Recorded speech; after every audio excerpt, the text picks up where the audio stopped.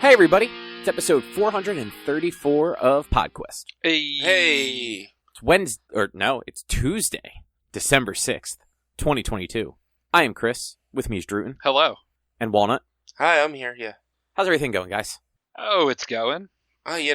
Still tired from this weekend. I was exhausted. Well, you should sleep more. I do sleep quite a bit. Do you, though? I showed up to the convention later than everyone else. I left later than everyone else. It was Friday into Saturday, I did stay up late. But the rest of the weekend, I was generally out by midnight, and I didn't leave to go to the convention until after 10 o'clock. So, what a slacker. What was I going to do before 10 o'clock? Or by 10 o'clock? Go to a panel, get some breakfast? There was maybe one panel all weekend that I was interested in. And you could have gone to that if you would have gotten there before 10 o'clock. I think it was after 10 o'clock. That's not the point. You had to get in line. No, not at PAX. I don't know, man. Some of those panels fill up. Yeah, well, and then it's fine. And I wouldn't have gone. I don't know. Most of the panels at PAX I just don't really care for. No, I'm the same. They're just... The panels just really don't appeal to me. Mm-hmm. But we're not talking about PAX yet. No. So, Rich, we'll just get started. What's on the agenda?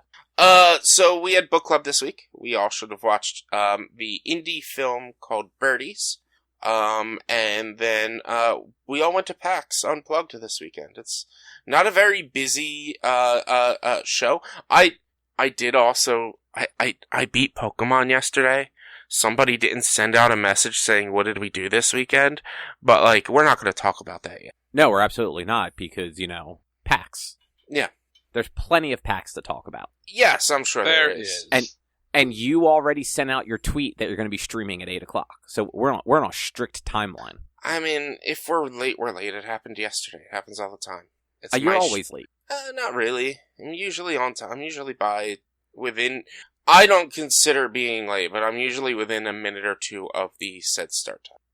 I don't know, man. I get these, I see your tweets of, I'll be live at 7, and then I get notifications at, 7:15 that you're live. Yeah, I've told you 100 times those notifications are delayed. By 15 minutes? Yes. No. Yeah. No. Do you have them set to be delayed like that or something? Because I get other people's way more accurate than that. No, they are delayed. I've seen other friends that have been live for an hour and I haven't gotten them until then.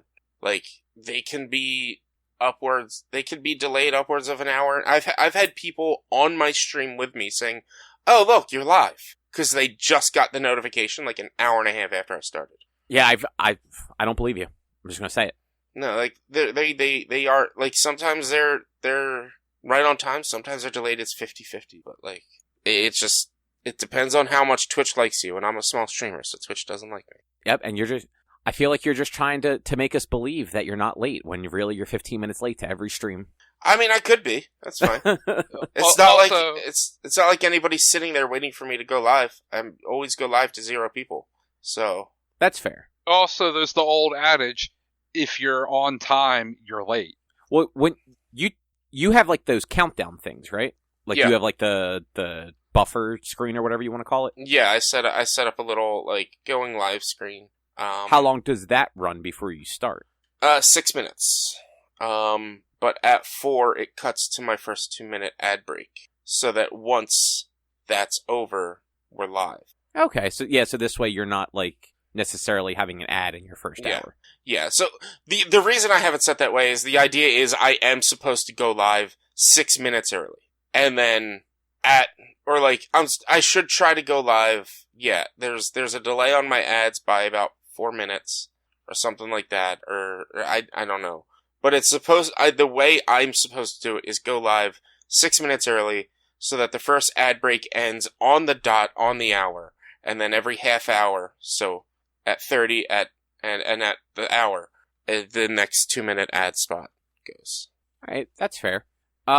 So how about this movie, Birdies? How about this movie, Birdies? I thought, I would not say it was bad. It's definitely not good, but I wouldn't say it was bad. I thought it was fine. It had some scenes that I was just you don't need that. But overall, it was a stupid, silly movie. that, like, I don't know, made me laugh a few times, and I enjoyed it. I agree with it being stupid. Oh, yeah, go ahead, Cobb.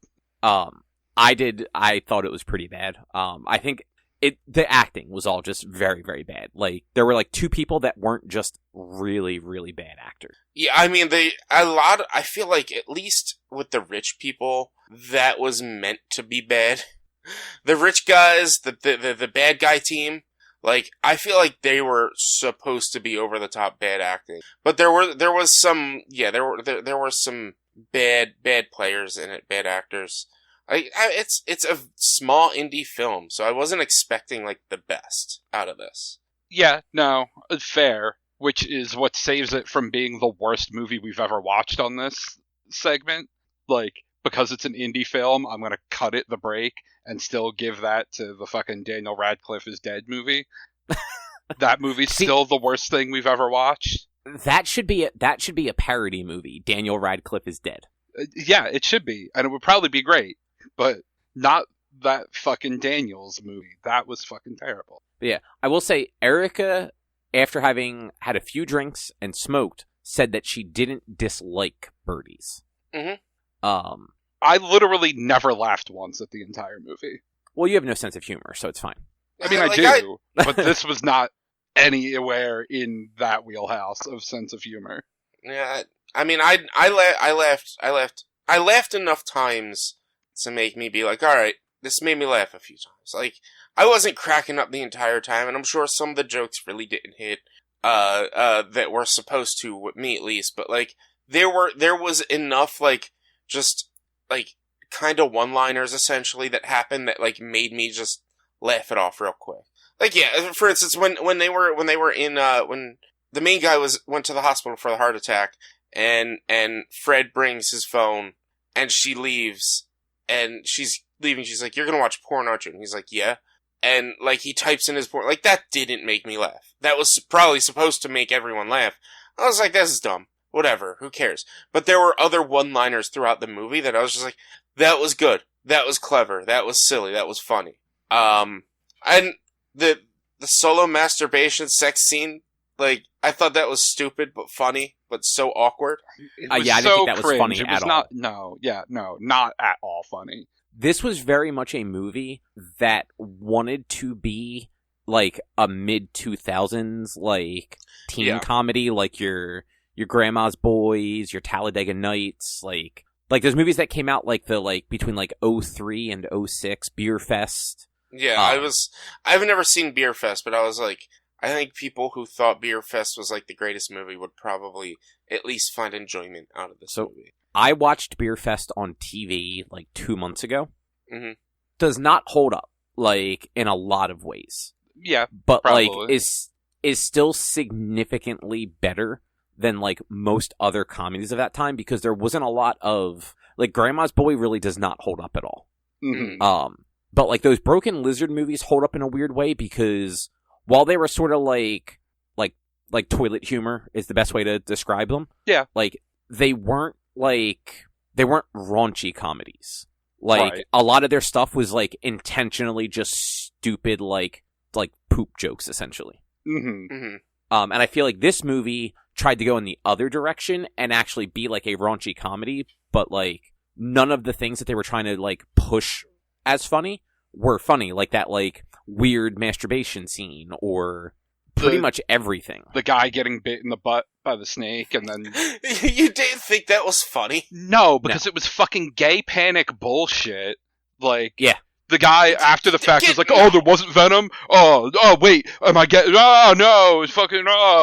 like, fucking... No. Fucking that sucked. Like, it was a scenes like that are like, oh yeah, this movie wants to be from 2005, but it was made in 2022. Yeah.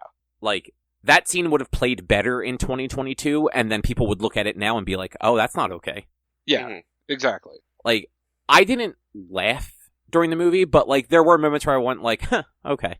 Like, just kind of like, I see what they were doing there. Like, they at least played, like, the main guy, Jake? Yeah. Jake, I think. Like, he was probably the one that, like, at least carried the film the best as far as acting went.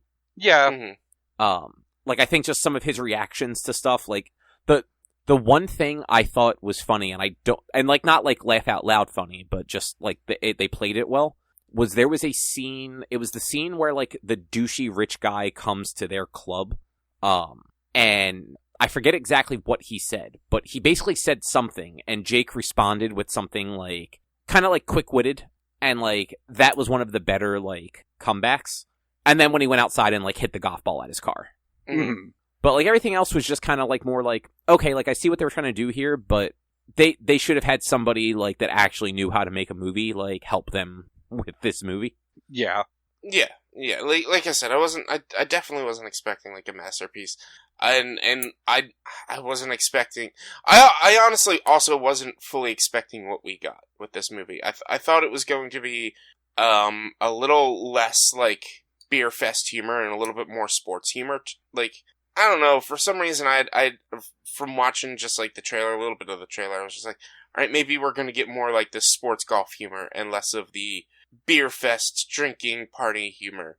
Like, yeah, and I feel like if they had gone that route, it probably would have played better, but because they went for like the lowest common denominator, it just didn't. Yeah. No. And it's like, and again, it's all like this is a film made in North Carolina, one of the Carolinas. And so like it's based in that area, and so like maybe some of the comedy didn't hit because we just weren't really in that area. And that might also be some of it, but like overall, go ahead. I feel like they make zero reference to exactly where the place is, so I feel like that point is moot.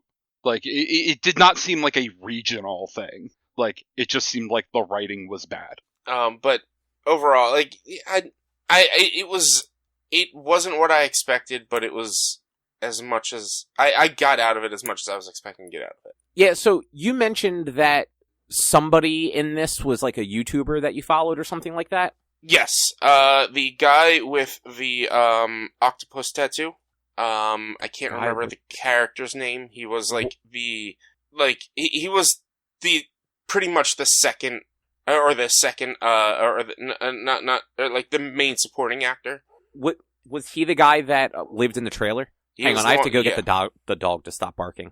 I'm assuming somebody parked outside, so the dogs are barking at them, and Eric is not home yet. Mm-hmm. But yeah, Nate Fielding, I believe his name was. He is part of the Neebs Gaming crew on YouTube. His name on that is Duralius. Okay, yeah. Other than you mentioning it before this, I've never heard of that. But I also I don't really watch YouTube, so like, why would I? Yeah. Because like that entire crew, the whole entire Neebs crew, they were in the film industry. Each of them had parts in the film industry in some way, shape, or form. One of the main guys, Simon, he was like a set designer and builder. Nate has been an actor, Duralius. Vic, who is currently on hiatus from the show because he had brain cancer. He was on, actually, do you remember, Cobb, I think you watched the show. It was the one where the dome goes over the town. The dome? I guess that's what it was called. I believe Fick was in that. And then both Neebs and Abspro were just animators and such. And like, you might know them from Battlefield Friends. That's probably I've never heard of that either. It was an animated thing where they just pretty much make fun of the Battlefield games. And like like YouTube? Yeah. But it's like old school YouTube. Like, it's been around for a while. Yeah, honestly, like, I never hit, like, the YouTube thing, so, like, I really don't know YouTube stuff. Like, they might have been, like, Newgrounds, even. Like, that's how long they've done Battlefield Friends. Okay. Yeah, no, I've never heard of that either.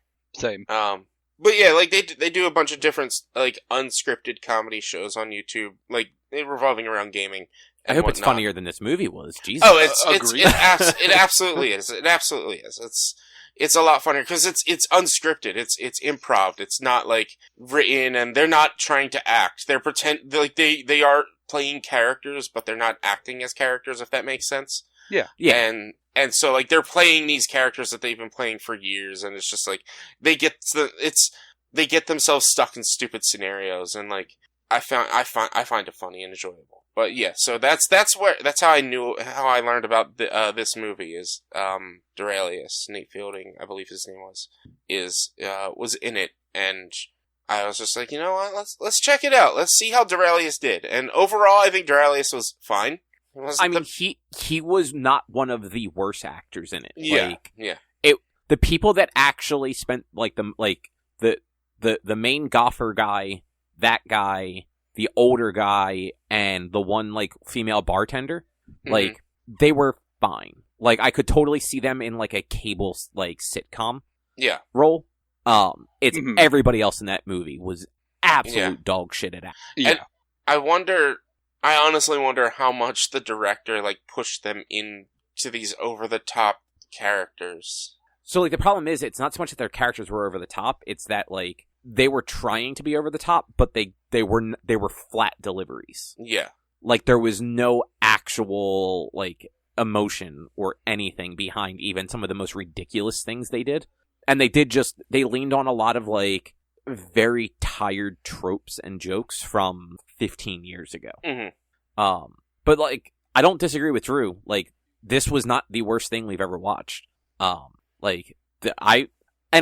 of it may be because it was completely free on that Tubi thing. But I'd watch this again before I ever watched Jingle All the Way 2 again, or the I forget what that movie was called, Swiss Army Man. Yes, that both of those were far worse.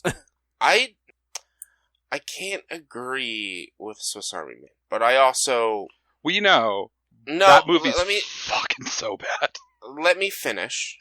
I also don't know if I would ever just watch Swiss Army Man again in general. I'm not saying I would. Don't necessarily have to. I'm not saying I would rather watch Swiss Army.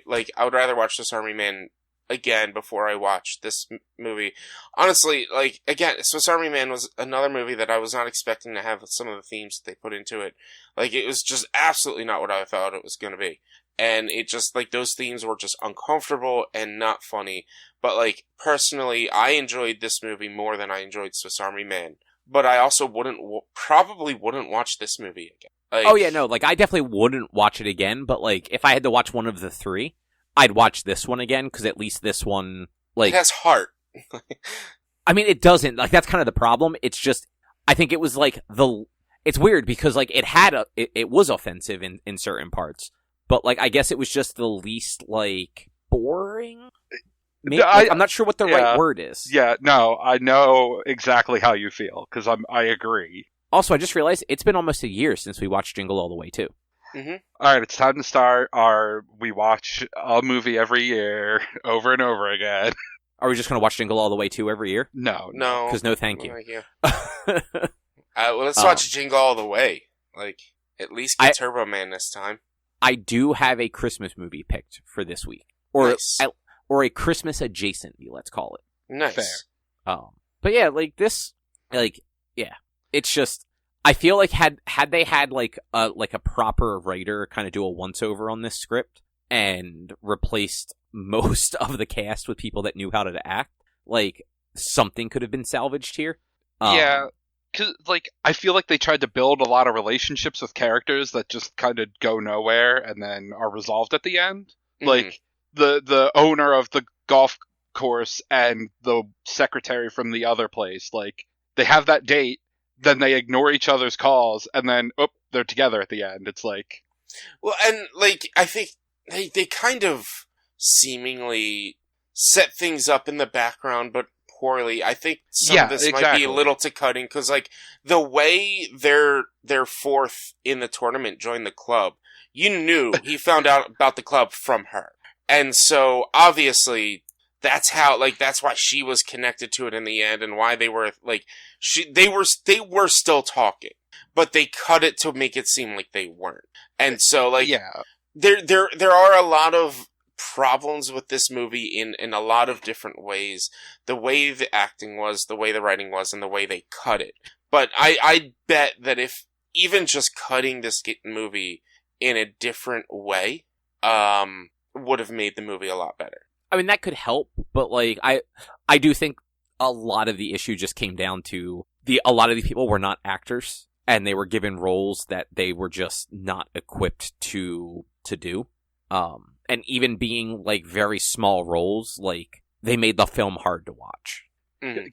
Can I tell you a thing I noticed that fucking completely broke it for me? What's that?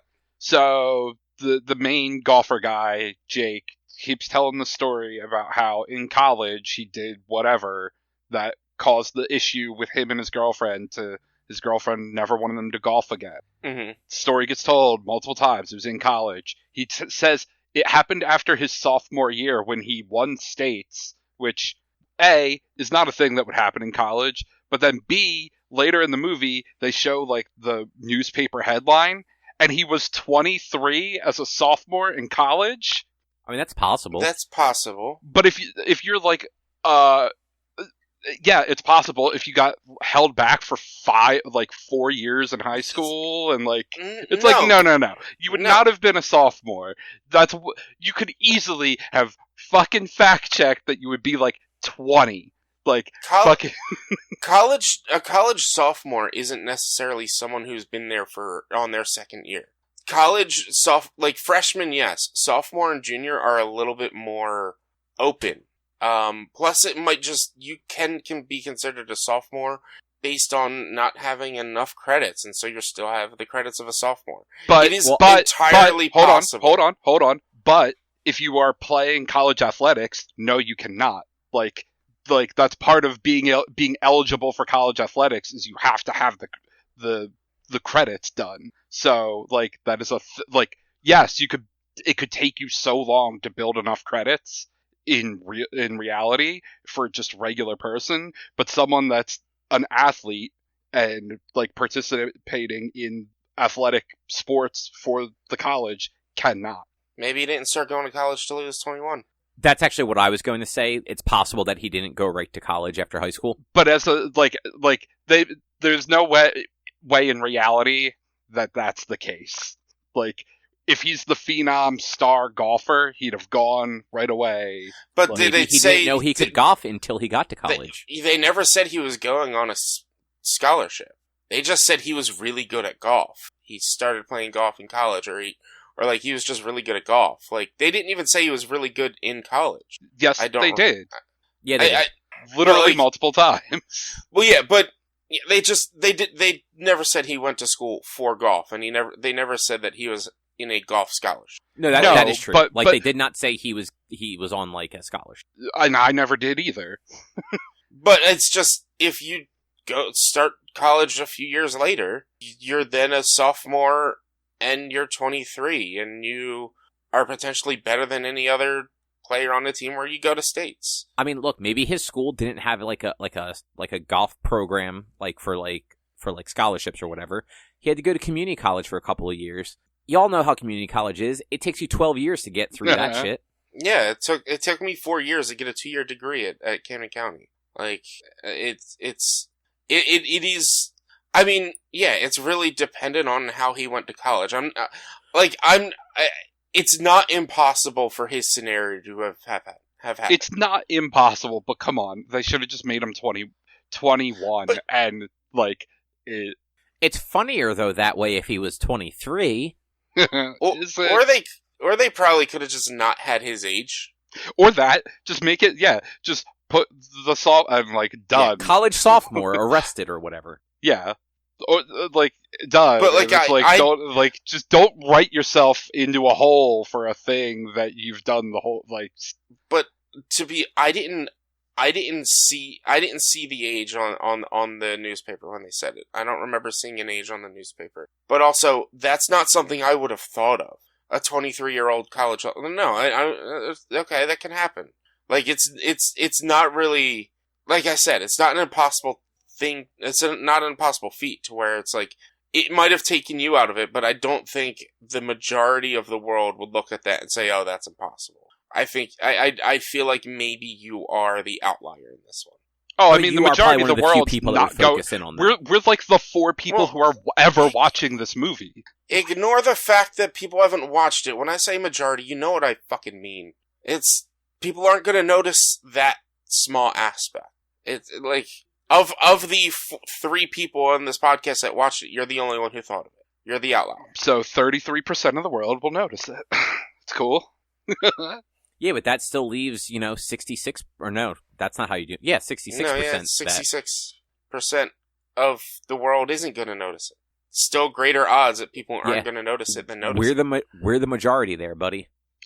Fair, but whatever. Like, fucking, it just goes to, like, simple, like, fact-checking and editing and the writing. Like, it was I noticed it immediately. I was like, wait a minute, no, fucking wrong. But, like, there are plenty of movies with poor fucking that sort of stuff. So, like, that is not one of the things I would hold against this. Yeah, and it's, like I said, you could be a junior in college for 3 years.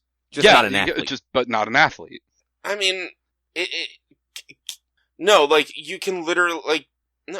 I've seen movies and things where it's like, I don't know. I don't know college, man. College is stupid. Yeah, like if you are an athlete for college, you actually do have to maintain a certain amount of credits and a certain GPA, regardless of if you're on a scholarship.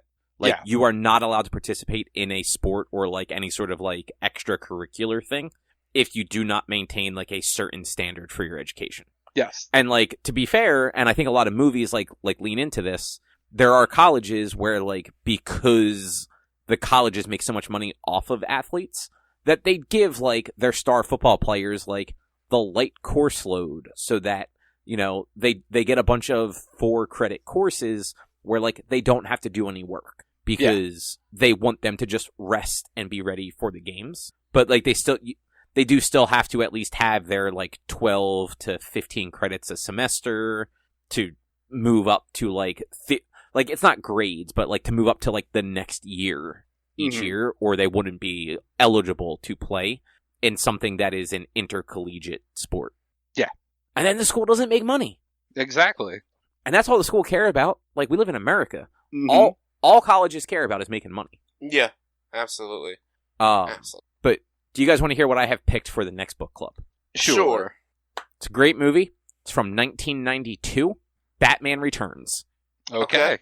I guess that is technically. Yep. They light the Gotham tree near the beginning of it. Okay. Nice. Yeah. It's one of those ones where I don't have a big memory of it, but I know, like, it's not quite as good as the 89 Batman, and, like, I know it's very campy. I have more of a memory of Batman Returns than I do the original Batman. I don't think I have ever seen the original Batman. That's a shame. The original one is very good.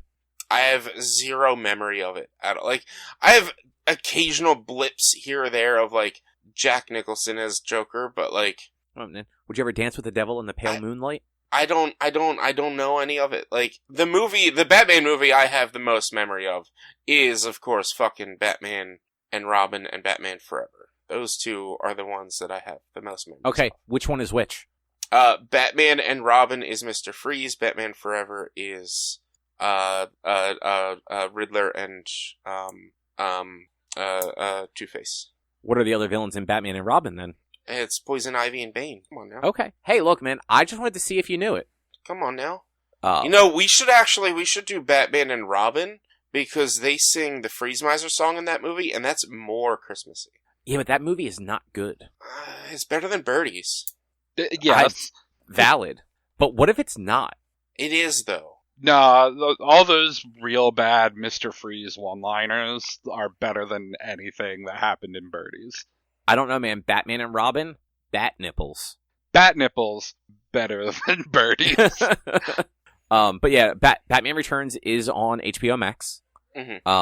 And yeah, it's got Danny DeVito, it's got Christopher Walken, Michelle Pfeiffer, Michael Keaton's last time as Batman until maybe a Flash ever comes out. Mm-hmm. Like, it's got everything. It's got a Christmas tree. It's got some penguins. Oswald Cobblepot running for mayor.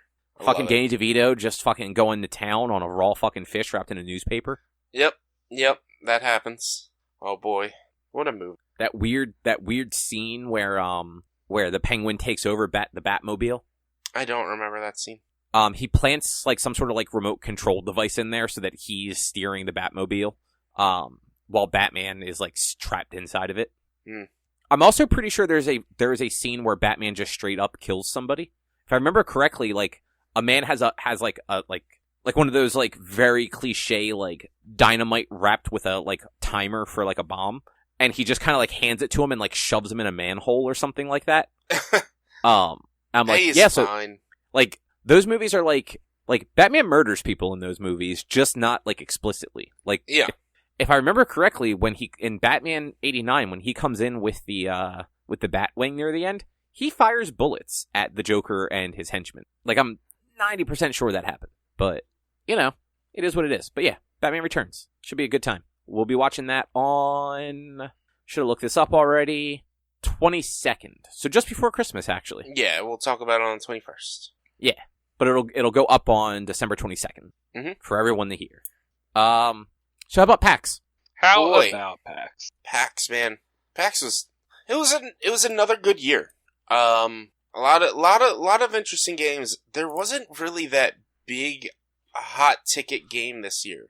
Like last year we had the Jurassic Park game. This year, like, it was seemed like a lot more chill and like settled down, like gaming, like with game wise. Like even the Everdell like display wasn't as big as it was last year and stuff. Yeah, I feel like, and I don't know if this was announced anywhere. Actually, I think it was. I think there were actually less exhibitor space, and they expanded like how many like free play tables and stuff like that they had. Mm-hmm. Which the one thing that really is a major bummer about modern PAX is, I would still be wearing a mask, but it's mask mandatory and everything, which I'm grateful for. I love that. I don't want to hang out at PAX. I don't want to meet random people at PAX right now. Like, if I'm going to play games that we got at PAX, and I don't have any panels or anything planned later on, I'm just gonna say let's go home. Because then I can actually take my mask off and I can relax and chill out and play games at home. Like, that's that's kind of like the allure of PAX for me still, because it's still a mask mandated and we're still in the middle of the pandemic. Like, it kind of loses a bit on me, because like I don't have that urge to just like look for people who might need somebody else to play a game with and be like, hey, mind if I join you? Because like I don't want to be hanging out with a mask on anymore. I'm over the masks. Which is valid. Yeah, I personally just hate people. So like I never want to sit down with a bunch of strangers. But like I do like the like when everyone's schedules aligns and we can like, and like this didn't happen this year, but like going over to like the library, finding stuff that like none of us own, and just like grabbing it and being like, oh, this game is actually kind of cool. I don't mind doing that.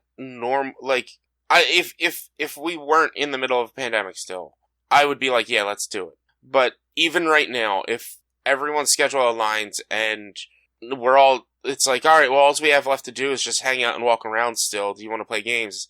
My suggestion's 100% going to be, let's just go home and play games. Because I got like 5 or 6 games. You guys got like 5 or 6 games. Why don't we just play the new games we bought instead of sit here and play a game that we didn't buy? Well, like, for instance, and like, we were tired on Sunday and actually didn't stay that much longer than when you left, Rich. Mm-hmm.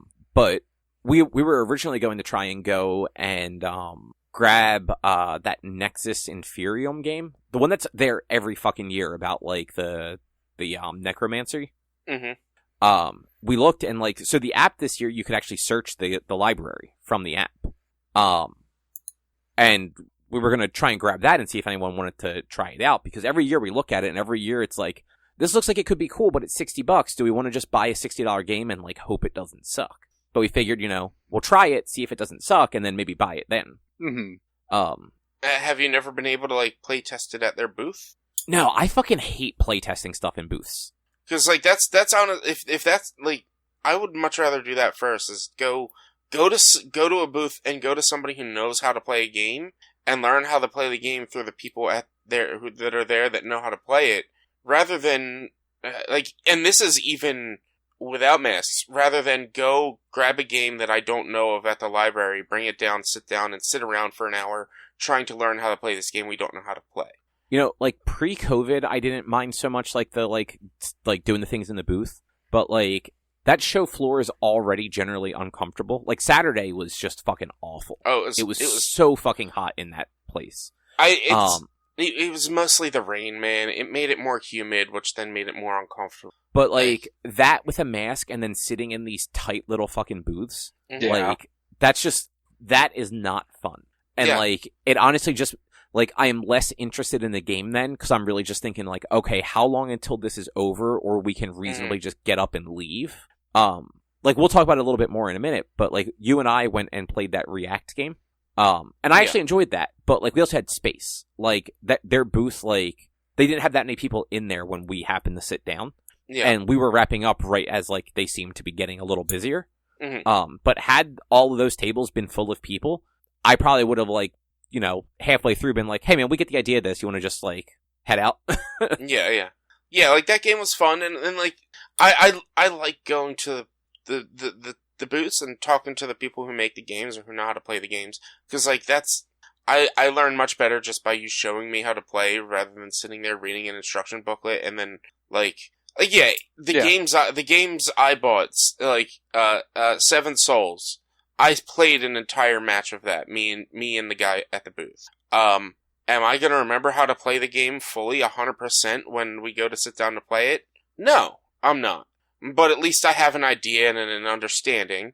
And yeah, that I like. Like what they did at like the WizKids booth when we went over there, where like they kind of just they were giving quick little demos of how the games go. So like you get an idea of like what the play style is like, and if you're just talking to the person, you can ask questions. Mm-hmm. But like you're not like literally stuck like potentially on the inside of the booth, like where like it's actually difficult to get out when you're ready to get out.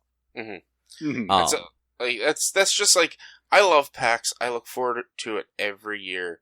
But right now, I look forward to like the pandemic being over and going to PAX. Yeah, fair.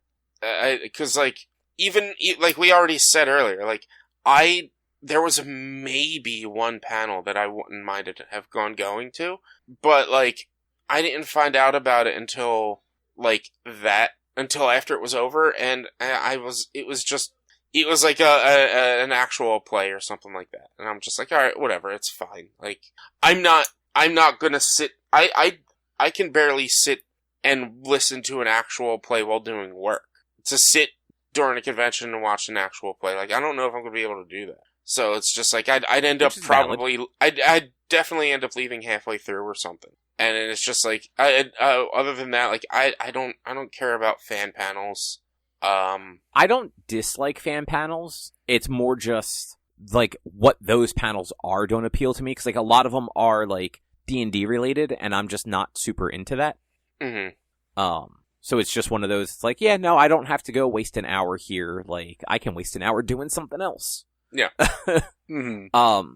Do you guys want to, just so it's a little bit easier to keep track of and we're not jumping all over the place, we'll just go like the 3 days and if there was anything particular we saw on them? Sure. Yeah. So what did you guys have on Friday then? Well, I mean, I mostly stuck with you, Cobb. Unfortunately, and listeners might have, I talked about it a little bit last week, I was sick. Very sick last week. So I actually didn't know I was going to go to PAX until the day of, basically. So I didn't plan any, like, appointments or anything like that. So basically, when I found you, Cobb, I just stuck with you. So, like, really the only game that stuck out to me on Friday was the React game. Okay. So, in that case, the two kind of, like, appointments that I had made for Friday, the first one was with the WizKids booth. Which it wasn't like to playtest anything. One of they had two people there that were kind of like, I guess, like dealing with all the PR and media and stuff like that. Mm-hmm. And, the guy's name was Will that I was talking to. He kind of like showed us some of the games, ran us through like how they worked, showed us some of the other stuff that was, that they had going on at their booth and kind of like what they were up to. The two games that like, he went over with us, was one was Rebuilding Seattle, and I had specifically asked about that one. So it's like a resource management, construction game, strategy stuff, where you are working to rebuild Seattle after the Great Fire from the 1880s. Now, I don't know if you guys know anything about this. Seattle burnt down in the 1880s. It's a super, like, weird thing that Erica and I happened to go on a tour about this while we were in Seattle in September. So it was just kind of like a funny thing that, like, we saw this game at their booth. The fire it was like one of those, like, random, like, it was just a series of, like, bad things that led to it. Like, somebody was doing a thing where they were supposed to watch something, and they stopped watching it, and it boiled over, and it started a fire. But there was nobody in the building, so, like, no one got hurt. But then the fire brigade couldn't put it out because they had just gotten, like, new equipment to fight fires. But the only person that knew how to use it was the captain, who was away at a firefighting conference in San Francisco. Of course. And, like, this was the late 1800s. Like, they couldn't just fucking call him or anything like that. So they had to get, like, a bucket brigade together. But it was, like, low tide, so they didn't have enough people to reach the water from where this was. So it was just, like, one thing after the other. And then on top of that, Seattle, at early days of Seattle, it was built real shitty. And they used sawdust to build on top of. And, like, they're below sea level in certain parts, so when the tide comes in, that sawdust just gets wet and shit just sinks. Mm-hmm. So what they ended up doing after this fire, instead of, like, clearing out and, like, starting fresh, they apparently just built on top of what was already there. And, like, so that's kind of like what this game is, only they didn't go into, like, the building on top of. But I think the funny thing is, like, we were able to go underground in Seattle and, like, see these old buildings that, like, new buildings are just on top of. Back when they were doing this, though, the businesses were responsible for paying basically for their own streets. And none of them wanted to. So a lot of places, you would open the door to a business, and there would be anywhere from a 10 to 25 foot drop right outside of the door. So more people actually died after the fire by falling drunkenly or, like, their horse, like, going off the side than died during the actual fire itself. That's wild. Yeah. But yeah, so the game, to get back to that, is, like, you're getting resources and you are trying to maximize what the city has to offer against the population. So you want to have, like, an even set of here's how many people you have in the city versus, like, how many amenities and stuff like that you have. And there's ways that you can, like, decrease your population that isn't necessarily a negative against you. That would then even your stuff out to then, like, put you in the lead for the game, essentially. And each person is basically playing for their own, like, district of the city. Mm-hmm. It seemed neat. It seemed like it might be a little complicated, but, like, it was a cool concept. And then the other, like, the big game that they had going on, was Onslaught, which is an upcoming Dungeons and Dragons based board game where you're given, it's all miniatures and it's all painted miniatures, which was, like, I think both of you actually came up to the table while we were looking at that. Yeah. Like, those minis were actually, like, really well done. Yeah. Oh, I loved them. They were awesome. And the way it plays is it's 1 versus 1, and each person controls, like, a party of 5. So, like, you have your full party. There's a bunch of different characters you can pick from in the base game, and then they're going to have expansions and additional, like, stories, basically, to, like, flesh it out more. That are going to, like, they all have a staggered release starting in January when the game comes out. Mm-hmm. And early bits of the game, like, you might only need 3 player characters to like win it, but, like, by the end when you're fighting, like, the big dragon they had, you need a full party of 5, and it's very much like an MMO, like, style party build out. Like, you want 1 tank, 1 healer, 2 DPS sort of thing, or 3 DPS. And yeah, it seemed like it could be pretty cool. It's initiative based from what he was saying, so you're going to be attacking in turn, like the same way you would in an actual D&D encounter. Mm-hmm. And it's player versus player trying to defeat the enemy first, to then, like, get the spoils. Okay. It was a little expensive. It was I think it was $150. But considering you're getting a whole bunch of, like, fully painted minis with it, like, I understand why it was that much. Mm-hmm. And then all of the expansions are, you know, they add new minis, new scenarios, all that sort of stuff to it. I'd say if you're into that stuff, it'd probably be a cool game to check out. Yeah, I always want to get the D&D board games just for the minis, but like I do. There are a bunch of different D&D board games that I do want to get into. Yeah. Even at our first or second PAX, they had the game Dragonfire that I got, which was like a deck building anthology game or not like story game that like you play as the same character every time you play and you get stronger each time and whatnot. Like I've always wanted to play that with a big group because like you need like 4 or more people to play it for it to be like worthwhile, and like it's a fun game but it's really fucking hard. And so like D&D has a lot of good just board games that like if they're expensive, like you said, it's $150 for that one, and like most of them are within that line of being that pricey. Yeah, because a lot of them come with very elaborate boards or other things to like lay out the game world. Plus, like, they always come with minis, and some of them are paint and some of them aren't, but, like, they're usually high detail. Yeah. They also, the guy did very quickly at the end, I kind of just asked him if he had anything else he wanted to, like, mention or point out, and he kind of, like, nerded out over all their statues and stuff. Like, he seemed very excited about those, like, in a very, like, authentic way. It wasn't just you should buy this stuff because it's expensive and it'll help me. It was like, oh no, like, this thing's really cool. Like, I really like this thing. So, WizKids, I believe it's WizKids. I thought it was Hit Point Press that originally had the Tarrasque, but I guess it's WizKids, because they had the Tarrasque there. And their Tarrasque is freaking huge and very well detailed, but it's like, was it $150, $200, some shit like that? Yeah. Whereas they were showing us this pseudo-dragon, which is life-size pseudo-dragon. It was only about, it looked like it was more detailed than the Tarrasque, and it was like $60. And it was $100. It was $99. Was it $100? Okay, and yeah. I just still, sat like, there. That was it was like a curled up dragon. It was like the size of like a young cat, like not quite a kitten, but like nowhere near fully grown. Right. Like curled up on itself because it was supposed to be like a familiar. So like it was life size, but like it's a small dragon, but because it was curled up and everything like that, it was meant to like sit on a shelf or a cabinet or whatever.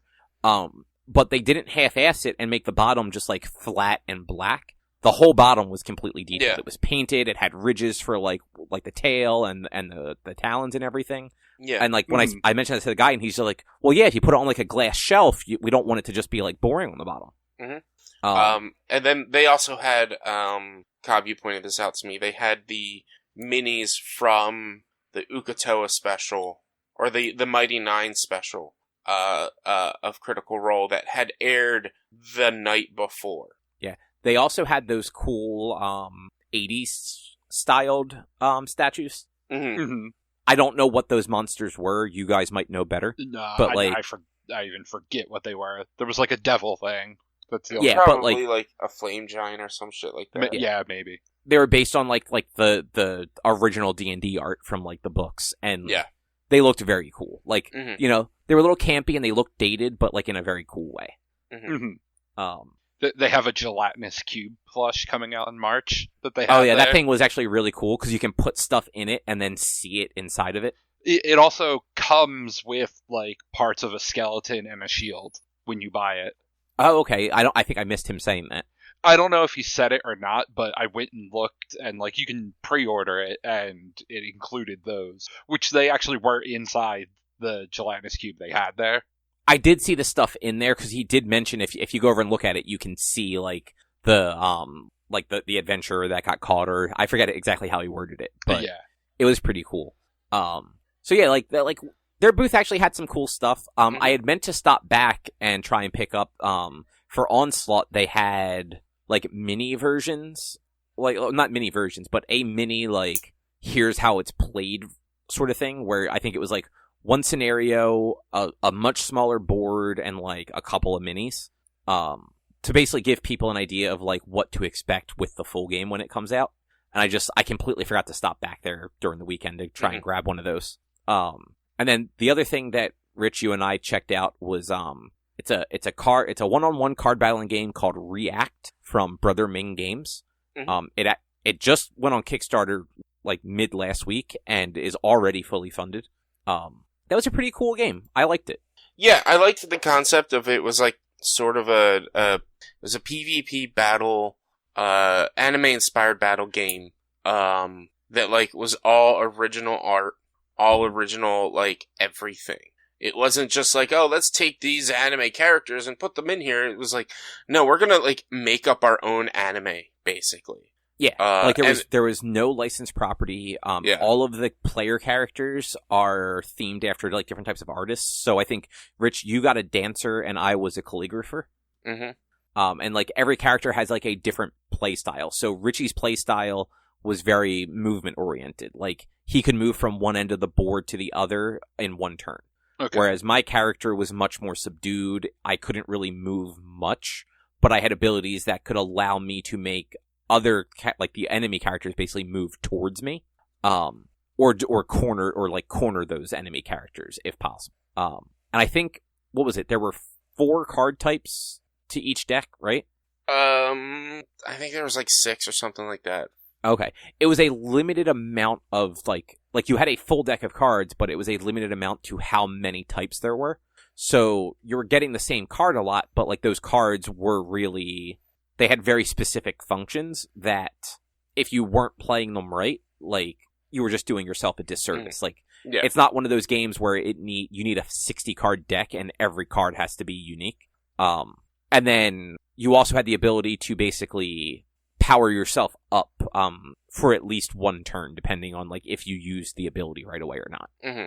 And like the cool thing about this game, like I've seen a lot of like card battler games. I play tested one last year, and I even well, not play tested, but I met with guys at Solus who did what's the name of the game?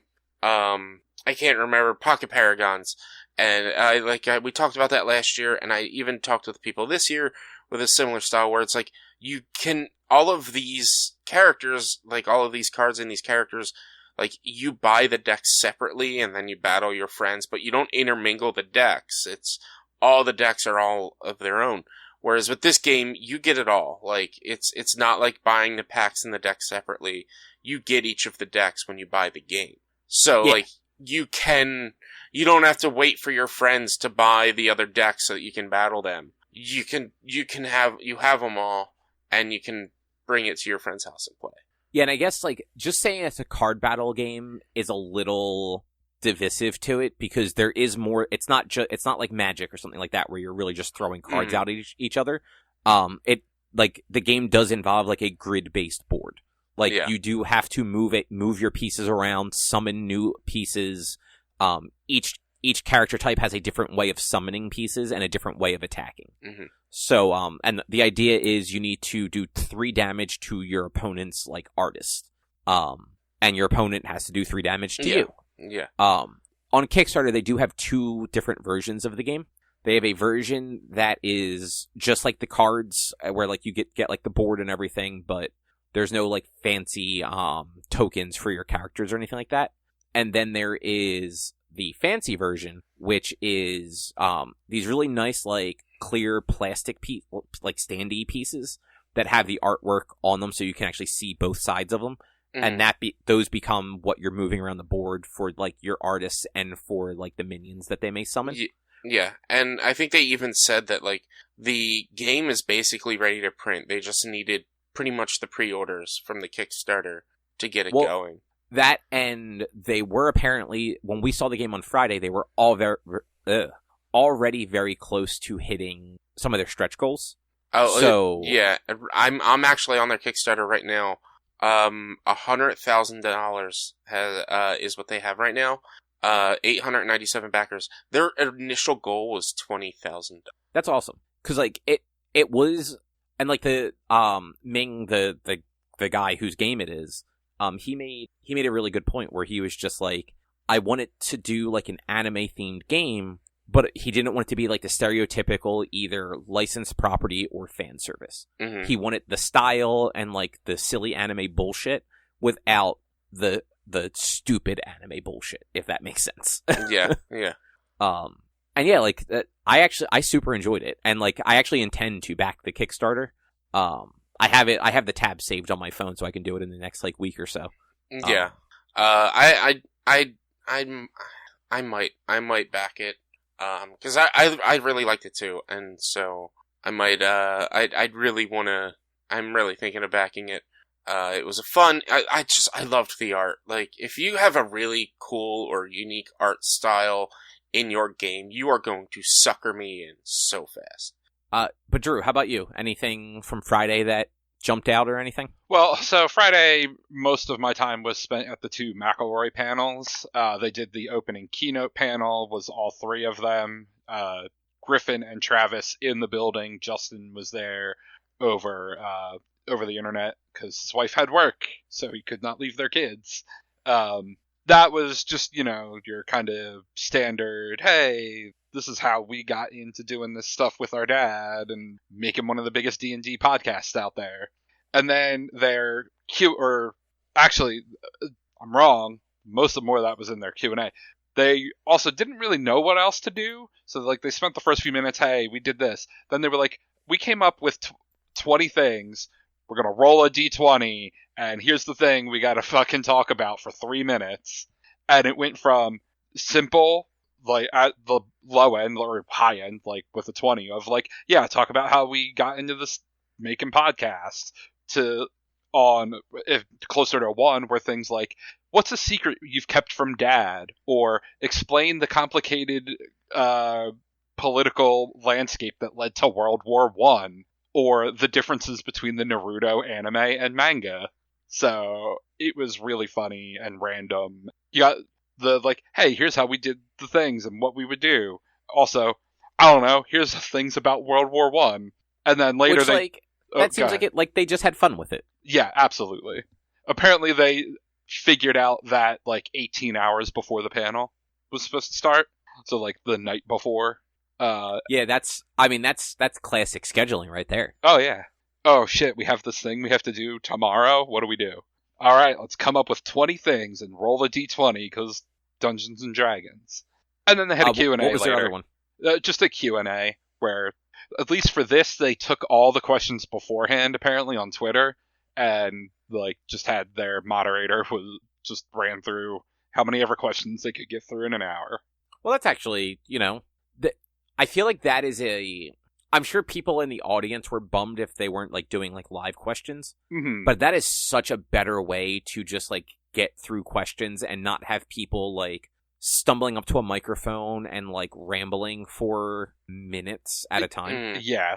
And I get it. People want to have that moment with the person they're a fan of, but going up there and explaining to somebody why you're a fan of them and then asking them a question. They get it. They understand you're a fan. You're at the panel. Yeah, it was my worst experience ever with a fan panel was when we got that Stan Lee. We all went to Baltimore Comic-Con, or most of us went to Baltimore Comic-Con, and we got the Stan Lee first in line, first in row tickets and whatnot. And the panel for the Stan Lee panel was just a Q&A. And look, I know you love Stan Lee. I know we all love Stan Lee. Everyone went up. Oh my god, I love you so much. I love you. I love you. And it's okay, get to the question. Well, I don't have a question. You saved my life. And it's alright, we know this. I don't want to be insensitive, but we're at a Q&A panel. And this is why I don't like Q&A panels. It's just ask him the question. Just ask the question. And it's just, the Q&A panels are just, in my opinion, so boring. That one, though, Drew, that you went to, seems well done. Because it's alright, we pull the questions from the audience online.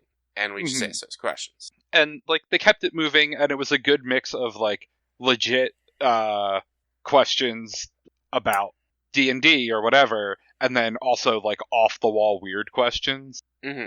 So. Which, those are always fun. Mm-hmm. And Richie, to what you were saying about Q&As, it definitely depends on who the person is that the Q&A is for.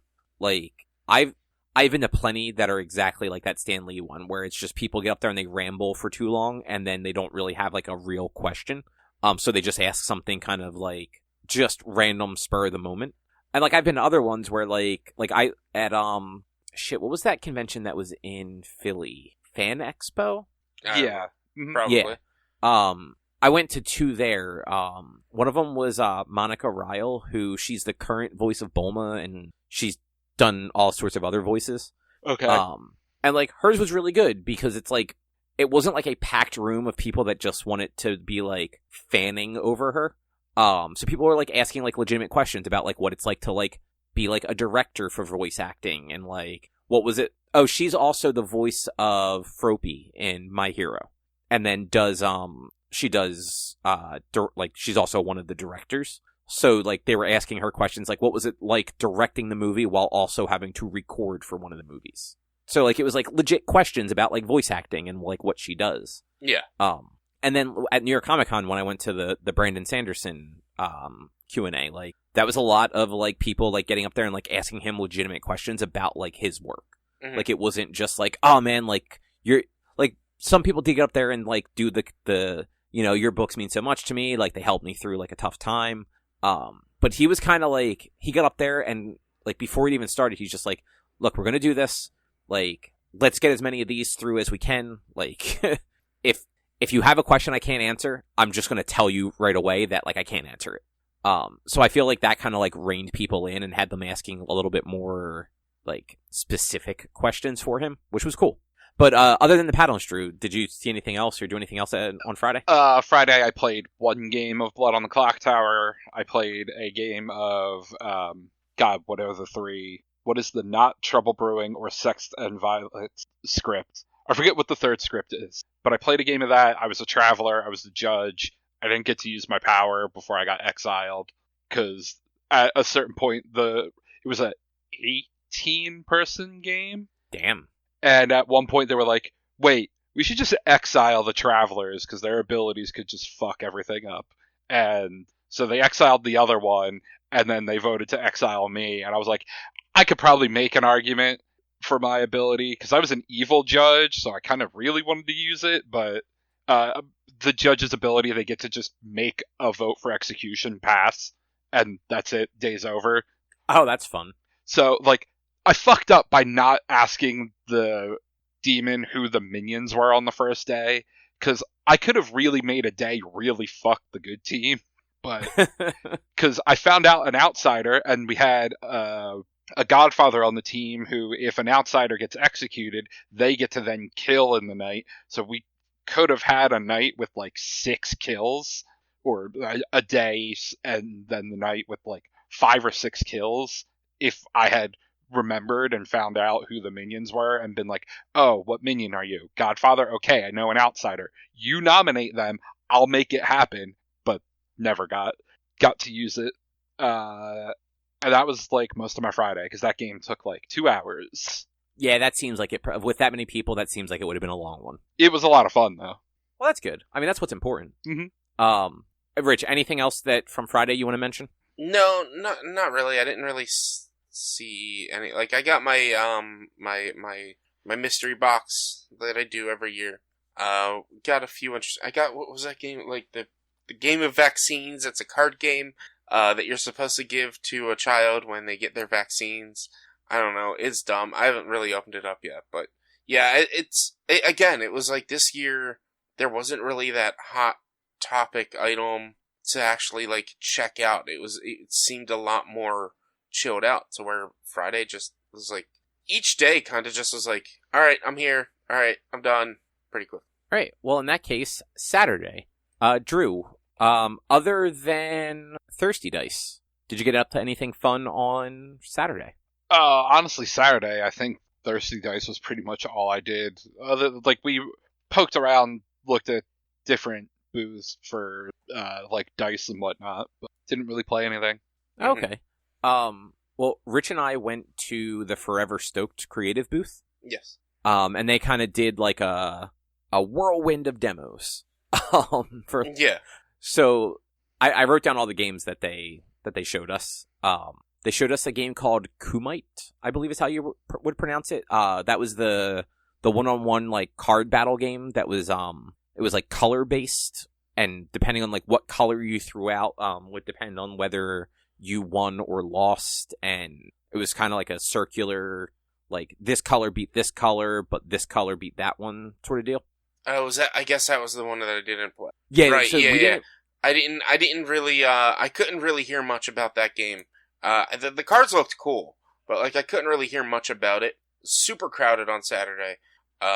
But that was the one I sat out on and let you guys all try out and play. Well, so we didn't actually play that game. They just kind of like were showing us like the mechanics for it. Mm-hmm.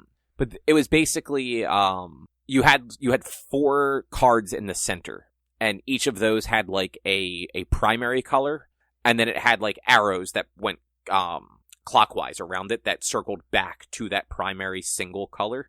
And then there were 2 other spots on there that had 2 colors stacked on each other.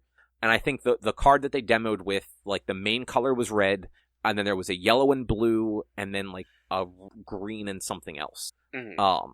And it was basically, if somebody threw a red down, they would have won that spot, because red was the main card. But if somebody were to throw a yellow, and then somebody else threw the green, because green was, like, the spot after yellow, the yellow would have won. There was more to it than that, but like that was like the general like game flow. It was interesting though. That was one of those ones where they didn't really we didn't really get to demo that one. But it seemed like it had an interesting concept to it. And then they showed us Master Dater, the Cyanide and Happiness game. Yes, yeah. Which that was a lot like any of the like Red Flags or any of those other like one person is kind of the picker. And then, like, everyone else is trying to, like, present them with, like, the funniest option, essentially. Yeah, and it's just, it's in line with, like, all of those, like, kind of social games where you need to know the person you're playing against in order to win.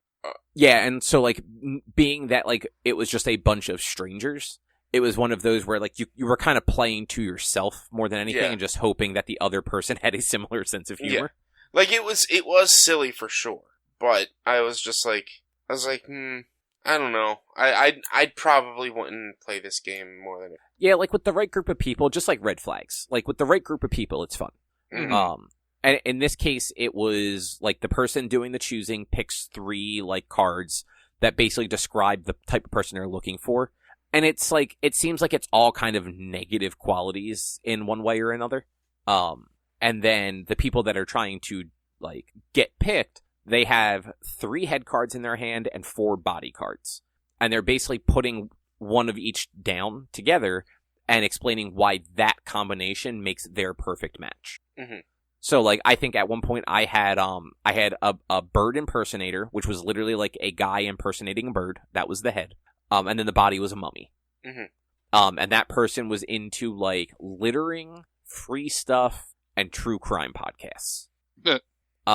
And like I think the person that ended up winning was one of like the people doing like the demo put down like a stay-at-home mom and an anime body pillow as the body. And I'm like, okay, yeah, no, that's just funny. Like the stay-at-home mom definitely gets the true crime thing. And what does a body pillow care about littering and free stuff? Mm-hmm. And then they showed us a game that would be terrible to play with you, Drew. It's everyone else thinks this game is awesome. It's a science game where the girl said they were apparently very hard science questions. The sample they gave us was a very simple science question, and I don't know if that was intentional. The easiest way to explain this game: have you ever played Fibbage from the Jackbox? Okay. Oh yeah, I forgot about that game. Yeah. So basically, this game is science-based trivia questions in several different categories of science. And you have to write down the answer. If you don't know the answer, you have to make it up and then pretty much convince people that you're right. But without actually showing your answer up front. Like you kind of do a it's got like a poker mechanic for lack of a better way to describe it. Like you kind of do like a blind bet and then you do a second blind bet where you look at like what everyone else bet essentially and decide whether you want to double down on your own answer. Yeah. Or go in where you think everybody got it right. Yeah, so you have to write down your answer, you put it down face down, and then you bet on the confidence of your own answer. Up to 2 tokens. So if you're super confident you got it right, you put 2 tokens down, and then you bet on who you think got it right. So you could put up to 2 tokens in total on other people's answer. And if you got it right, you get your 2 token points. If you guessed wrong outside, you lose those points. If you guess, it's very much like you're trying to make people think you're right while also maybe being wrong, so that you know who is going to be right. And it's weird, but it's very interesting. That's a little bit like there's a game called Wits and Wagers, which is a trivia game, but it's all number based. Like all the answers are numerical. Like it'll be a year or whatever, and everyone writes down their answer, puts them down, and then it goes from like in order of the numbers put out, and you have to bet on which one is right, and depending how far away from the middle number basically it is, it's worth more. But it's not explicitly about knowing the thing. It's about knowing who knows the thing. Mm-hmm. Okay. That's weird, but yeah. I like that game seemed like it could be fine, but like also like I could see people just getting very aggressive with it. And Drew would just know all the answers, so it would be less fun because you just always bet that Drew got it right. Hey. Or he could throw it on purpose. Have you ever played a trivia game with Drew? He is incapable of throwing it. If he knows the answer, he has to answer it. But this game isn't about getting it right. This game is about knowing who else is getting it right. Exactly. Like, there's no bidding. In Jeopardy, there's no bidding on things and forcing other people to, like, fuck up because they thought I was going to be right. And going, oh, no, it wasn't RNA. Fuck, who knew? It was DNA the whole time. It was me, Dio, the whole time. But yeah, so there was that game. They showed us a wrestling-themed game that I don't think I got a name for, and the game wasn't finished. It's going to be another Cyanide Happiness game. It was basically a prototype. Yeah, they didn't have any art or anything like that. All of the cards were the same in each deck. But it is wrestling themed, and it seemed interesting. It's like pretty much the way they explained it was, it's not the fight, it's the preamble to the fight. No, it's the 10 seconds you're allowed to be outside of the ring before you get disqualified. So it's like when somebody like jumps out of the ring or gets knocked out of the ring and they're on like walking around it, like trash talking and like picking up like a steel chair and like hitting the ring apron with it and stuff like that. That's the concept of the game. And so you have your deck and you're trying to play cards to equal 10,000 because that would be your 10 count. If you go over, you're disqualified. You're out of the game. So like you have to, and it's not like it's not like who's the closest without going over. It's like the first person to get 10,000, that's the winner. And you have different things like weapons and I can't think of the words like the back talk and shit like that. And it's if Richie and I are playing and I play a card in the weapon spot and it's worth 5,000 points, but then Richie plays a weapon that's worth 6,000 points, he actually knocks my weapon off the board. Yeah. So I lose those 5,000 and I have to start again. There are ways to like play cards and not have them get lost like that. But generally a higher card knocks out a lower card. So if I played the 6,000 card first and then Cobb played the 5,000, he still has his 5,000 and I still have my 6,000. It doesn't knock it out. You can play it after. But if anybody after that plays a 7,000, it knocks out all of the lower numbers. Yeah, and ties both just stay on the board. Mm-hmm.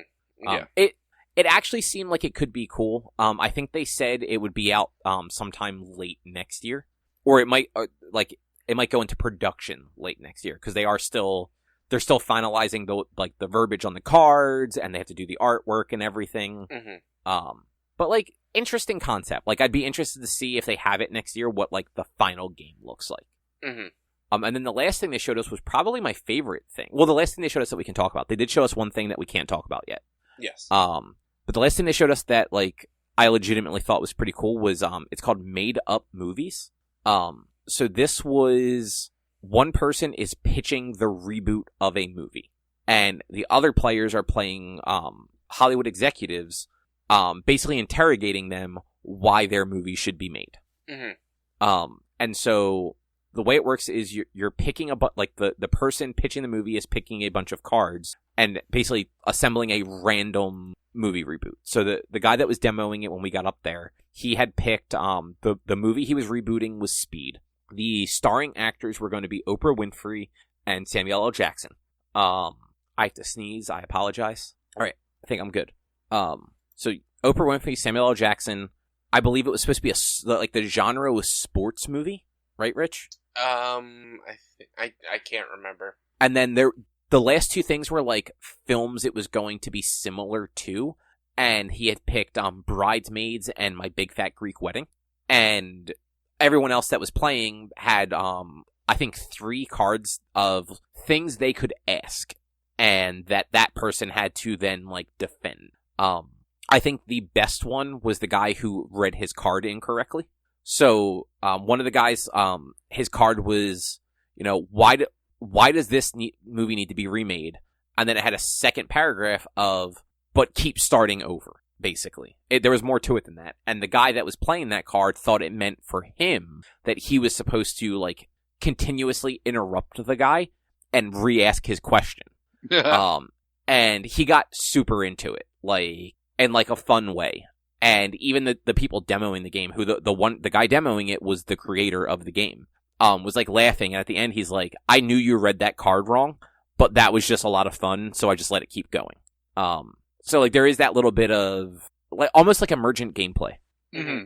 And yeah, like I thought like that game seemed like it could have been fun. Yeah. They unfortunately didn't have it to buy there. Like I think it just started shipping, and has not actually gotten to the US yet. Yeah, they don't have, like, it's still, I think they even said, like, it's stuck on a boat somewhere. Yeah, but it was a neat concept, especially for, like, one of those, like, sort of quick party game sort of things. Mm-hmm. And actually, I skipped one on this list. They also showed us Team 3, which was that weird, like, Tetris block game. Yeah. I could never play that game with anybody. I would lose my fucking mind trying to describe with, like, hand signals how to, like, put together these 3 fucking blocks based on like what a card is telling me. Well, play better with other people. No, that game looked utterly infuriating. You need more better communications. More better. Look. This man was a communications major. I meant I wasn't sure what I was trying to say, and then when I was like, you need more communication skills, that wasn't really what it was needed. No wonder it took you 4 years to get your 2-year degree. No, it actually only took 4 years to get my 2-year degree because I changed my major 3 years in. But yeah, that game, I feel like that's just one of those games where like people would just end up getting frustrated because like the one block looked like a 3, but also like didn't, and like trying to explain how to like put them together, like no one's gonna have the patience for that. I mean, I'm sure a lot of people have the patience. I've played more infuriating games, trust me. Like, that game seems silly, and you don't like silly, so... I like silly. I don't like that kind of silly. You don't like it when people make fools out of themselves. No, I love when people make fools out of themselves. You don't want to make a fool out of yourself. Yeah, no, that. Exactly. Make a fool out of yourself. Have some fun for once, Cobb. I have fun plenty. Do you, though? Sure. So what did you guys think of Thirsty Dice? Which, for anyone not sure, it's like a board game cafe in Philadelphia. So like they have food and drinks, alcoholic and non-alcoholic, and like a pretty sizable like board game collection. Mm-hmm. I thought it was neat. I thought it was a neat place. Yeah. It's a very cool concept. Like, it's cafe, it's got alcohol, it's got food, it's got a lot of food and a lot of options, which is nice. Unfortunately, it seemed like they had a little bit of communication errors with, like, reservation timing and things like that with us, but it's not a big deal. Like, I'm not going to fault them for that. Or I'm not going to deduct a score on them for that. I mean, honestly, that is Drew's fault. Let's just... Alright, I will take blame, but also, I don't think it is also the restaurant's fault, because it was a, like, separate PR team. Yeah. So I don't know that they knew. I don't know if I'd imagine the break between brunch and the regular menu is standard, but I don't know that PR team knew that. Yeah. They had a fairly small kitchen. Because like like, I mean, it's in Philadelphia. They actually had a pretty, like, they had a decent size, like, building to work with. But, like, because of that, like, they definitely went on, like, the smaller side for, like, a kitchen space so that they could fit more tables, more people, all that sort of stuff. So I have to imagine that hour break between food, which is super common at restaurants. Like, a lot of places just close. Yeah. Like, they close at 3, they reopen at 4 sort of deal. But they probably do that so that... Since this place isn't strictly just food, it's a cafe, they're able to stay open because they have the bar and cafe and coffee and whatnot. Yeah, you can get drinks and all that stuff, and like you can still play games. From what I read and from what I was hearing them say, like the way it works is like you basically like book like time. So like it's like $5 a person for like 2 hours. Yeah, that's the one thing I think is pretty wild. It's $5 per person to play the games. Like, you could go there and not play the games and just be going there for food and drinks. Or you could go there and bring your own games. You could go there and bring your own games, but it's like $5 per person for 2 hours. So if you have a group of 5, it's costing you $25 just to check out the games. But like, so if you think about it, that's if you're playing like a very long form game, like like that maybe isn't the best deal, but for them as a business, if we were to go in there and just order coffees and then play a game for 3 hours, like, we're literally just taking up a table and they're not making any money off of it. Well, so at least... Yeah, and, like, trust me, I know, but, like, when... It's the per person that is really more the wild thing. Like, if it were, like... And I know this sounds dumb, like, if it were, like, $15 per table instead of $5 per person... To me, that would seem a little bit more reasonable. Or if it was $5 per hour per table instead of $5 per 2 hours per person. Because, like, yeah, I could end up sitting there for six plus hours, and that's costing me. Say me and a date go there, and we go there for like 3 or 4 hours. That's costing. It's costing $40 just to be there. For that's 4 your fault hours. for taking a date someplace like that. That's a date place. That's 100% a date place. I mean, that depends if your date wants to play board games. Most dates want to play board. A lot of people I talk to nowadays are down for games. Trust me. I mean, that's true, but like that also seems like one of those like if you're gonna play board games, like go get a bite to eat and then like go back to your place and play board games. It's a different. It would be. You can't do that when it's like a first date. This is like, oh, let's go out let's have a nice date. Let's go get drinks, have a couple of drinks out somewhere, play some board games, hang out, get to know each other. Like that is like that like cafe type style. It is very good, conducive, like social setting to be meeting or hanging out with new people and whatnot. It is a very good social setting for that stuff. I mean, that is true. And like, it works. But again, it's just like the idea of per person per X amount of time, like, it just, it does feel a little much. I'm not that doesn't bother me at all. Like, $5 for 2 hours seems totally reasonable. Like arcades are, like, going to an arcade is more expensive than that. And like, it's not like they had nothing but old shitty games. Yeah. Like, they had a lot of newer games. Mm-hmm. They were in good shape from what we could see. Mm-hmm. Like the staff was fairly attentive. The first girl that was kind of waiting on us like came by like to like basically let us know multiple times that like, hey, like the kitchen will be opening soon. Like, sorry for like the miscommunication sort of thing. Mm-hmm. The girl that ended up like closing out our tab was like super excited about everything. Mm-hmm. And seemed to really enjoy her job. Yeah. And like, I don't know, I think the only downside for me was we were in a position where we had too many people for most board games. Yeah. Yeah. But like that was just one of those, it's like, we probably wouldn't have played anything too crazy if we had less people anyway. Mm-hmm. And I always forget the name of that game, Drew. What was the game we played? Suro. Tsuro. That is like one of those like perfect, like larger group, like quick games that you can just do a bunch of rounds very quickly. It's super easy to learn. You don't have to spend 20 minutes explaining the rules to anybody. Like, mm-hmm. within one round, everybody understands how the game works. Exactly. Yeah. How was the food? I didn't eat anything. I was gonna just eat a slice of pizza, and then it came out with balsamic on there, and fuck that. Man, Honestly, the pizza was good. Like, you should have had it. Like, balsamic actually, like, it actually makes my stomach, like, turn. Like, I cannot stand balsamic dressing.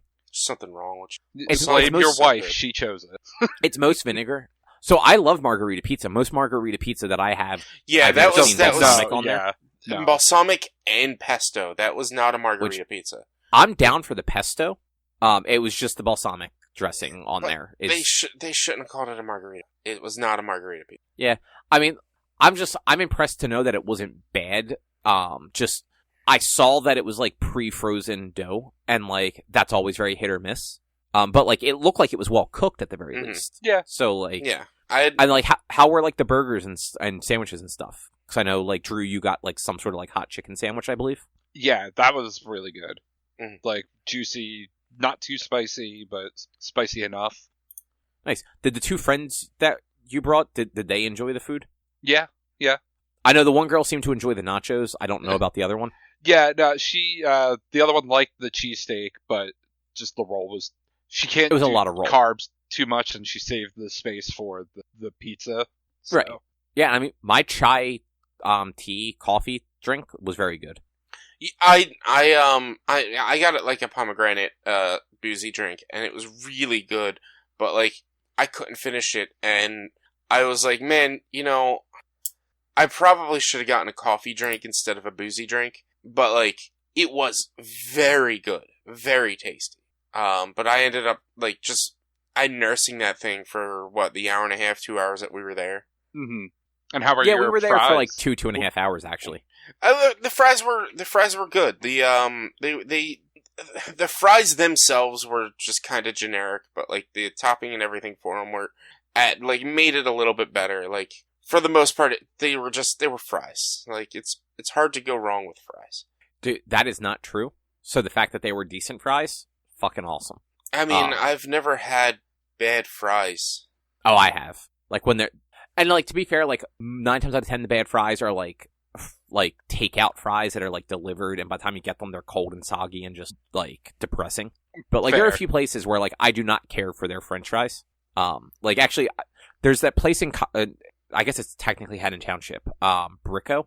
It's right near that cheesesteak place. Uh-huh. Oh, I don't like Brico at all. I like their sandwiches a lot.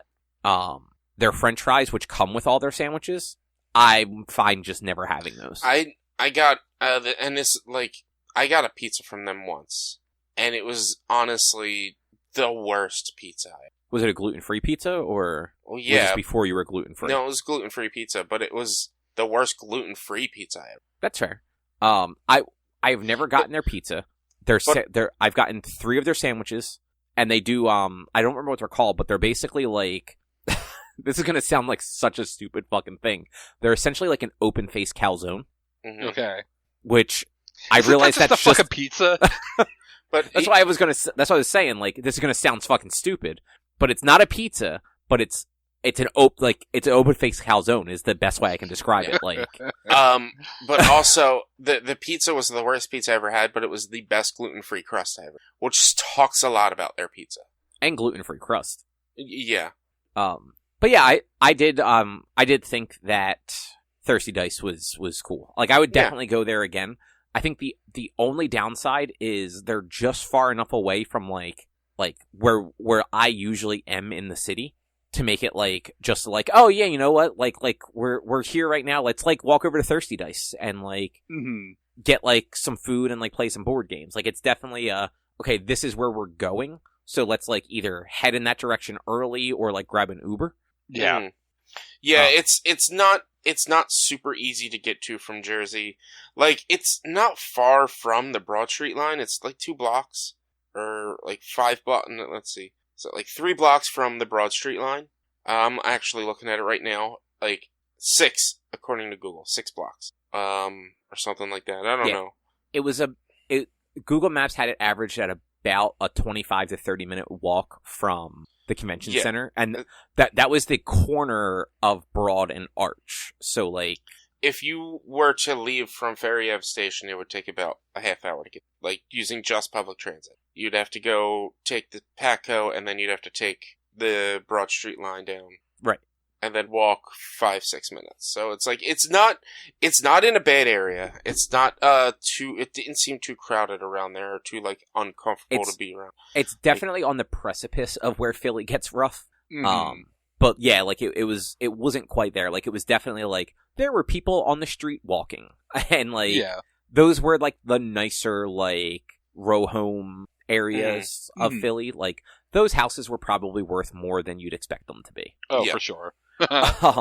But yeah, like, that is definitely one of those things where, like if everyone wanted to, and like we planned ahead, like, I'd go over there again, preferably, like, when it wasn't, rainy and kind of miserable out, just so it's a little bit, like, less awful to get to. Yeah, but like, Saturday as a whole was just a very miserable day in the city, and then, like, there was leaving that convention center after, we ran across the street to Reading Terminal, like, fairly, like, early. Like, I think it was before we went to see React. Or no, that React was on Friday. No, it was, you went like 2 hours before we went to Thirsty Dice. Right, so it was shortly after Forever Stoked then. Yeah, it was after Forever Stoked. It was so hot in the convention center that, like, I just went outside, and I'm just like, oh, look, it's raining. This feels wonderful. Mm-hmm. Like, I didn't even necessarily want to go to Reading Terminal. I just wanted to get outside for 10 minutes. And after we bought our juice, we went back outside and stood where, like, the skywalk is, and just, like, drank the juice outside for, like, a few minutes just to, like, cool off and not be in that fucking crowded, hot ass convention center floor. Yeah. Mm-hmm. And it's just the humidity, like, the rain just made it so bad, because then everyone was going to the convention and everyone was wet, and then it was increasing the humidity, and that's why when it rains with a convention, it's just always a bad day. Yeah, and there was, I don't know if either of you got to see it, there was, like, a random Christmas parade on Market Street at night. I mean, they had Christmas Village going on, so, like, it kind of makes sense that, like, there was the Santa trains and Christmas Village and all that, like, man, that was wild. We had to just, like, at one point we said to our Uber driver, yeah, this is close enough. Sorry, guy, and then just left, basically. Well, and he realized that he wasn't going to be able to turn on 12. Yeah. But yeah, because, like, we went back into the convention center after that, saw that they had sold out of all of the mystery boxes. Mm-hmm. And then, like, we kind of wandered for a few minutes and decided to head out. Yeah. And we happened to get to 8th and Market as the Santa, like, fire truck basically was, like, driving by. Yeah. And we ended up just hanging out there watching the parade for, like, another, like, 15 minutes. Yeah. Like, it was a legitimate parade. Mm-hmm. I left as soon as we were done at Thirsty Dice, because it's just like, I don't have a reason to go back inside, and it was so uncomfortable inside. I don't want to go back in. So I was just like, guys, I'm leaving. Bye. I have no panels or anything. I have no other meetings, and I did everything I needed today. So I had left. And it was like 4:30, 5 o'clock at that point, too. Yeah. It was like time to leave, or around time that I'd normally leave PAX anyway. Yeah. So I guess because we're running out of time for Richie to get to his stream. It's fine. I'm just giving you a hard time, man. How was Sunday for you guys? Sunday was better than Saturday for sure. It was more comfortable. It was more comfortable. Yeah. It was less crowded. God damn, dog, that fart smells bad. Don't blame Chase for what you did. I actually got to talk to, where's my game at? Inside Up Games. They were somebody I talked to last year that, like, we were actually supposed to get some games from them last year, but they had sold out of a lot of games, or were running close to selling out of a lot of games last year, that they were like, we'll email you and we'll send you what we can afterwards and whatnot. They never did, which is fine. I'm not mad. It happens. But I hung out at that table for a bit, checked out their game, City Builder, which is, it's basically Carcassonne, but you each build your own city instead of one large connected city. Okay. So, like, if you've never played Carcassonne, you connect tiles and to make, like, cities or little like farming areas and whatnot. and then you can use your little meeple to mark that like you own the city or that you get the points for the city and whatnot. This one, you each are pulling tiles from the center, and the competitive way to play is you're making your own city, not a connected city. There is a co-op way to play where like there is a connected all together all in one city. But like there's a competitive where it's just like you're making your own city and trying to pull points that way, which was pretty cool. I then also finally, because we didn't even really get to talk about it last year because they didn't have any left, they have a game called Seven Souls, which I initially thought, because there was a lot of like, I don't know, octopus tentacles on there, that I thought it was like a pirate game. No, it's a Lovecraftian game where you play as a Lovecraftian god trying to collect souls and have more souls than the other Lovecraftian gods. And it was a really, really fun, pretty simple, easy concept. Up to like 6 players. It was really, really quick, pretty easy. I really enjoyed it. So I ended up buying it. It was also, because it was Sunday, they were trying to get rid of as much stock as possible. So that it was like $5 off. So it was like $35. Then there was another game. I can't remember the name of it, but it was like a card battler with dice. So like you battle. It's similar to like what I was saying with that other card game, Pocket Paragons, where it's like you each have to buy your own decks before you battle, and each deck plays differently, and like instead of your attack power being determined just by the cards you have played, you play the cards, and then you roll the dice, and that's your attack power. So it was like a different concept on the card battle system. But like, what turned me away was, oh, you have to buy each deck separately. And so I'm like, I'm not going to buy 13 or 5 or 6 decks and then never get to play this game against other people. And then the last game that I really like looked at, which I also bought, we had actually seen this on Saturday, I believe. But I decided not to buy it. Yeah, I decided not to buy it till Friday. It's a mob style game called, The Big Shuffle. And basically, like, they explained it a little bit different than the way I'm gonna explain it. I'm just giving, like, a basic gist of it. It's reverse Clue, where you're more so trying to, in a sense, frame somebody for an act of potential murder than trying to solve the crime. So each player gets a card that shows what they need the center to look like. And so you're trying to play your cards in a sense that like that moves things around to where the center looks the way it's supposed to look. And you're all different archetypes of mobsters, like 1920s mobsters, New York mobsters and stuff. And like the main reason I bought this game was because the booth was super charismatic. They were playing the part. They were playing the mob role. Like they were selling you on it. And so I was like, on Saturday, I was like, I'll come back tomorrow and I'll buy it, I promise.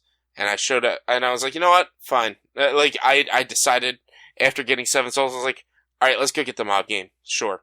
And I went and I bought that, and I'm excited to try it out. It's very neat. I got the expansions where one of them is like the mistress, who is like the head of the brothels, and then the other one is the vigilante. So like, I'm excited to try that game out. Yeah, that did seem actually kind of cool. Yeah. Drew, how about you? Anything specific from Sunday? Yeah, so actually, Sunday I played, let me find the picture of the thing. There was a dude in a Phantoms jersey on Friday, and he was there again on Sunday. He might have also been there Saturday, but not wearing a Phantoms jersey, so I didn't notice. But he was there again on Sunday with the Phantoms jersey on, and he had a game called Mobile Frame Zero. It is a Lego-based war game, like Warhammer, that kind of thing, but all using completely customizable things using Legos. And we ran through a quick little demo. You know, it's depending how many parts your thing has, you roll different amounts of dice. And every time you take damage, you lose parts from your mech. But like, that's the game. And we played a capture the flag scenario, and there's a countdown timer die that you count down the timer. He got to the flag, and we had both decided after the first round to take one extra turn off, and then he got to the flag and then knocked the extra turn off, and so we were done in 2 turns, but it was more than enough to be like, okay, this game's simple enough to play. And apparently you can download the rules for free as well, and just build your own Lego mechs and play it. Nice. That is actually kind of cool.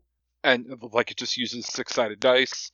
Probably best to color coordinate them, but really it also probably does not matter. But yeah, it was cool, fast to learn, and was neat. Then I went down to the Unpub room and just kind of strolled through there real quick. Most of the games that were there at the time were being played, but there was one person with their game who was not being played at the time, so I sat down and played with him.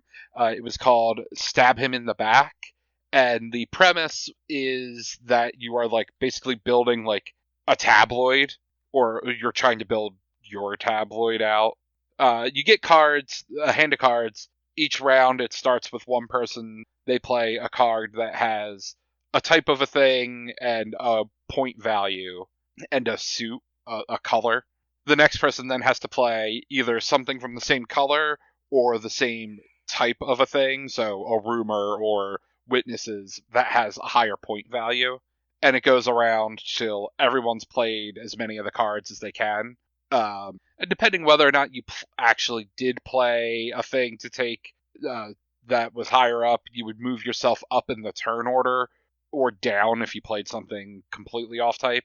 When it then came to picking the cards and playing the cards to set up the other people's tabloid thing, basically.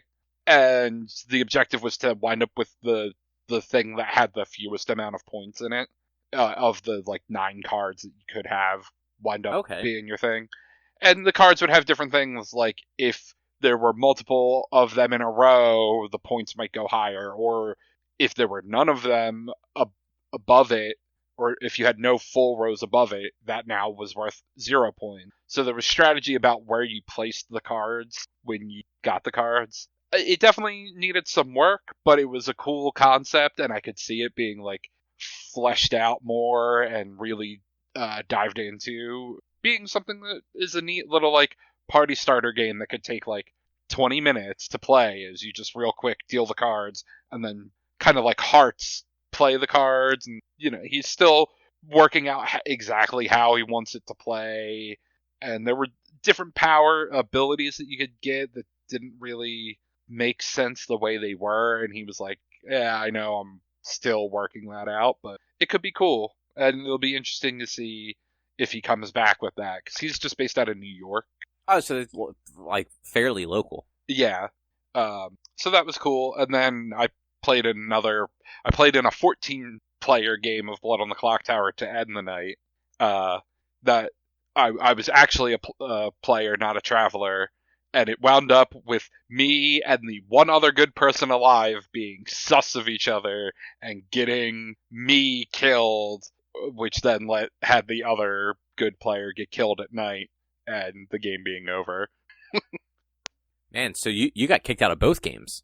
Yeah, but at least I was, like, in the second game, essentially, I was alive till the very end. Like, I mean, that's fair. And then didn't you and Sarah go see that the bear game? Oh, yes. And then, yes, Outrun the Bear. We spoke with Sam, the creator of that.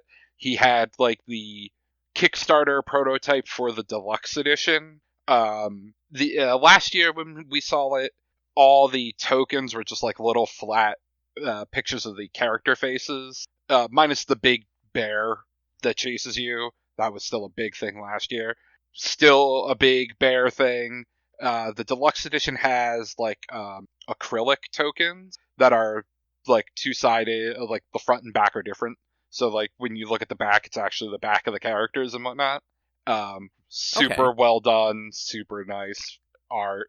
And instead of he changed it so that instead of not seeing the path ahead of you until someone gets there, you just see the path the whole time, and then all the pieces for the middle sections are double-sided, so you can like futz around with the difficulty basically that way, because it could make the bear take more cards depending which side you're using.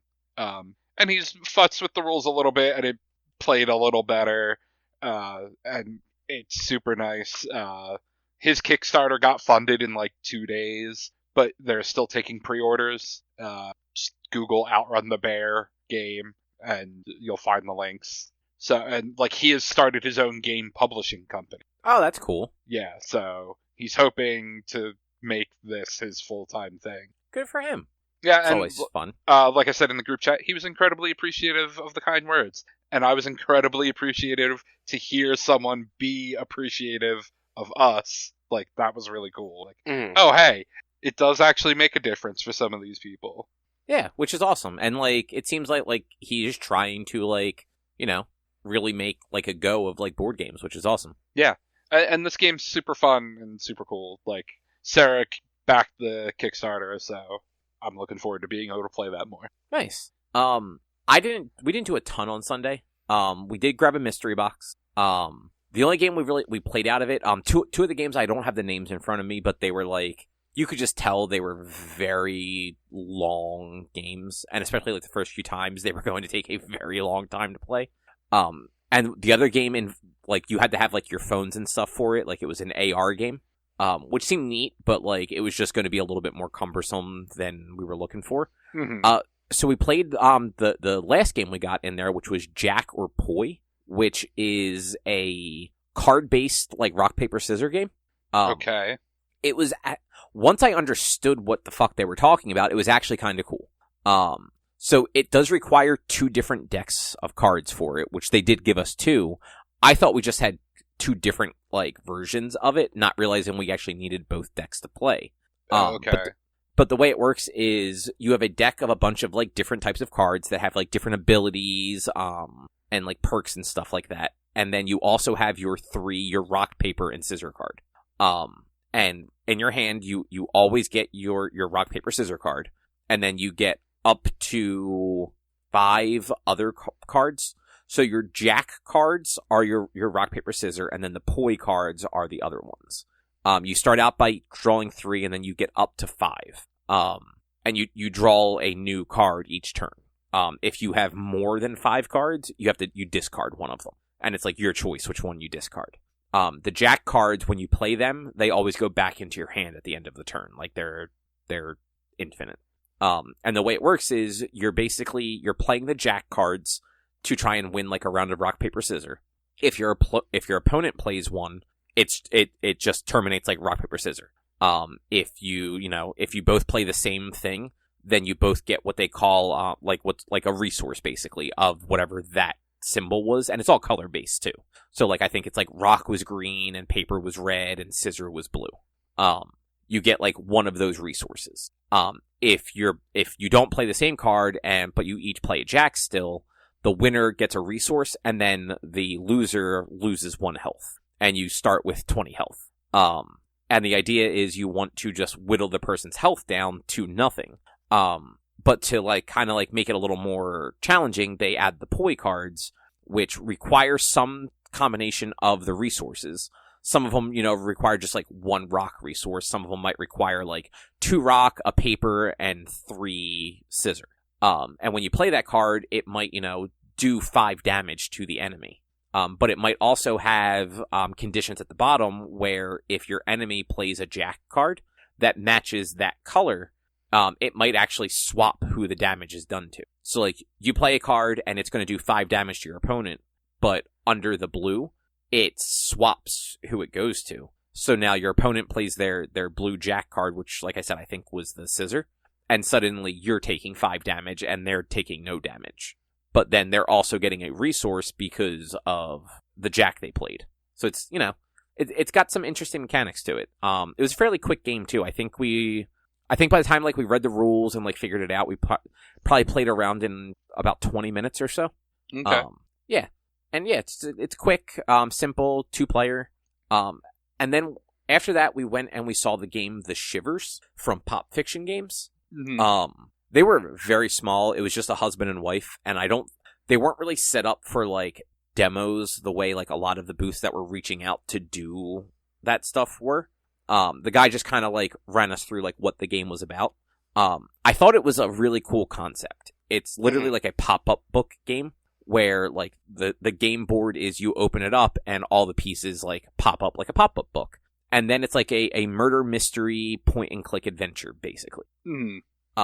And one person is your storyteller. They have sort of a path that the game is supposed to kind of like loosely follow, and they're there to basically like usher DM the players through to like a conclusion. Rich, you made a good point while we were kind of talking after it. The game has a limited amount of playthroughs. It has a short shelf life, is what I was calling it. Because like when you play it is a mystery game, same as any like escape room. When you go to an escape room, they tell you at the escape room, when you're done this one, you can never do it again. And you could always do it again if you wanted to waste your money, but the puzzles don't change. And that's that's my one problem with this game is I think the base version was $70 or something like that. 75. 75, and it came with 2 modules. So you got 2 clean playthroughs. I thought it was 3 modules. Or it might actually, it might have been 4. It might have been 2 cards, and each card has 2 sides to it. I think that's what it is, and then each expansion they had added 2 more modules to it. And those were each like $30 a piece or something. Yeah. So like $30 for 2 clean playthroughs. Like if I'm gonna spend a lot of money on a game, I'm gonna want to be able to play it like a bunch of times. And this game, unfortunately, doesn't have the replay value because once you do each scenario, I play as the DM one day, and then the next time I'm playing as a player, I might not remember everything, or somebody who's playing or like if I'm playing with a different group, the different group won't remember everything, but like, it's like, if you're gonna play with the same group, which generally you will, you're only gonna get like really 1 or 2 playthroughs of each scenario out of this game. Like, they did say, though, like, they wanted to make this and gear it more for children. They wanted to play it with their kids. This is definitely a game that you can play a million times with kids, because kids are stupid. They won't remember that they did this scenario. But the creators of the game did they made these games for their 2 small daughters. Yeah. It is open enough that, like, adults and stuff like that could have fun with it, too. It's almost in the vein of, like, a legacy game, if you think about it. Mm-hmm. Whereas, like, a legacy game does have, like, the carry-through where, like, you can only play it once because, like, each, like, section of the game, you're carrying over the things you did from the previous one. So this doesn't have that, but it does have the, like, it's a one and done for the most part, unless you are playing, like, the storyteller. Yeah. Mm-hmm. In which case, like, if you have a different group of people, like, you could keep being the storyteller as many times as you wanted, but you're really only going to be able to play as a player once or twice. And the difference with, say, a legacy game over this game is, say we were to play Pandemic Legacy. Each month, you have 3 tries to win.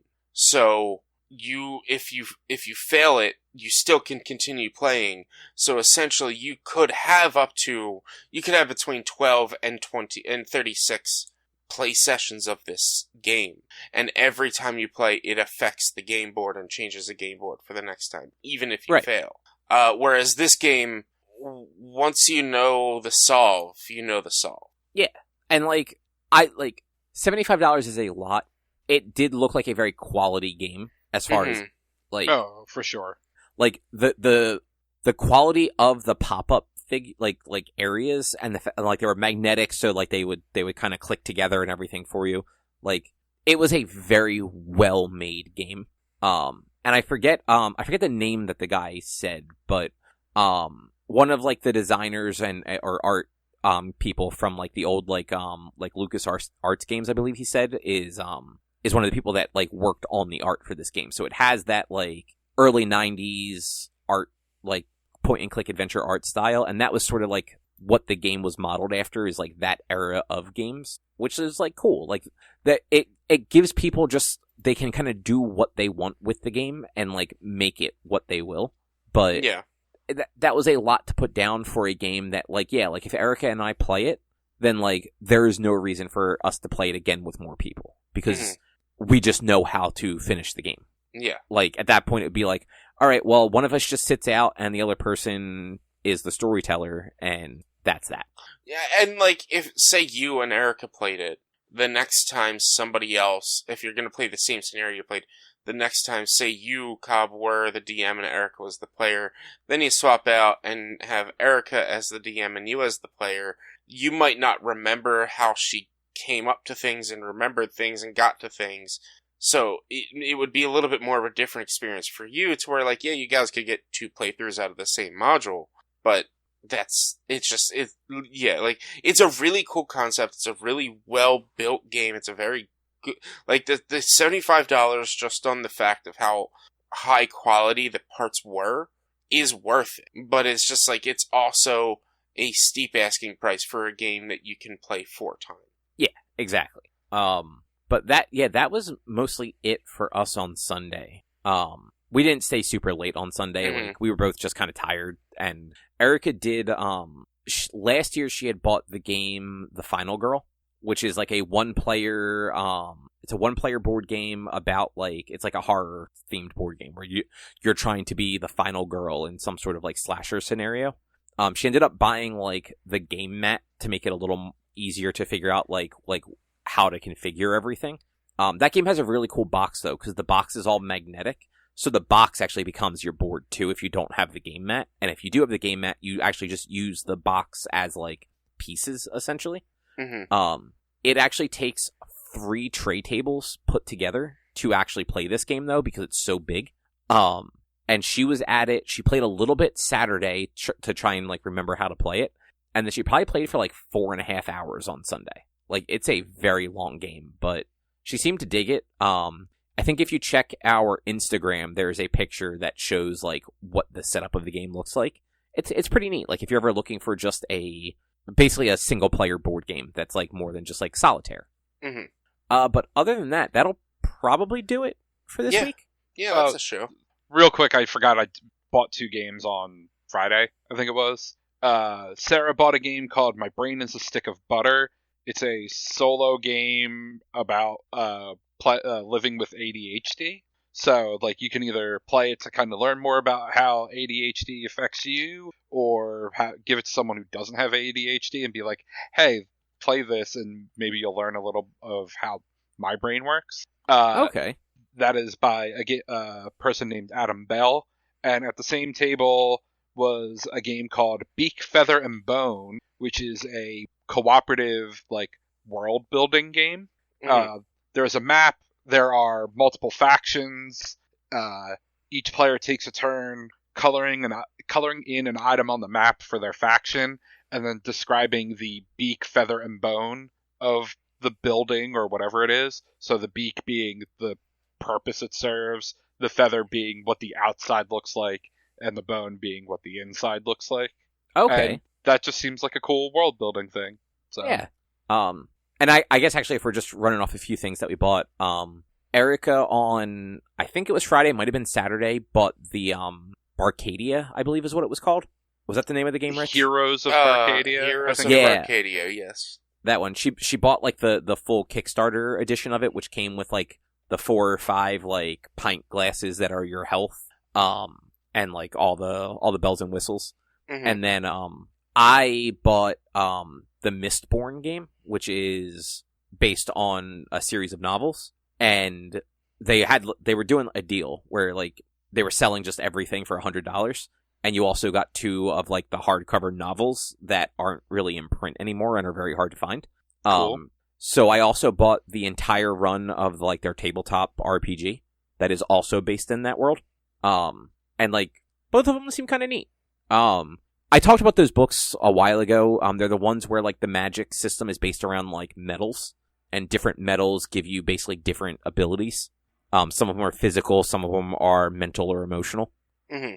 So, yeah, there's a whole, like, RPG system for it, and then the board game is like a resource management style game where you are playing as one of the noble houses in this final empire, and you're trying to please the Lord Ruler, who is the God King of the world, while also not having your house destroyed by the main character of the books. So, you know, there's fun for all there. But yeah, that's, other than that and the mystery boxes, that's kind of what we bought. Nice. Yeah. And Rich, you talked about what you bought already. Yeah. So that'll do it for this week then. Not next week. In 2 weeks, we'll be having our book club where we're going to talk about Batman Returns, which should be fun. It's on HBO Max. And then other than that, you can find more of our content over at www.one-quest.com. You can also help us out by supporting us at patreon.com/onequest. If you can't support us there with your dollars, though, you go to your favorite podcasting platform, Spotify, Apple Podcasts, Google Podcasts, all of the places. Rate us, review us, subscribe to us. It helps a whole lot. You can also find us on social media. We are facebook.com/onequestonline or at @1_quest on Instagram and Twitter. Instagram has a bunch of pictures from all 3 days of PAX if you want to see what some of the games look like. And then you can always send us emails to social@one-quest.com. And Rich, you'll be streaming your normal streamy stuff this week and next week and all that? Yes.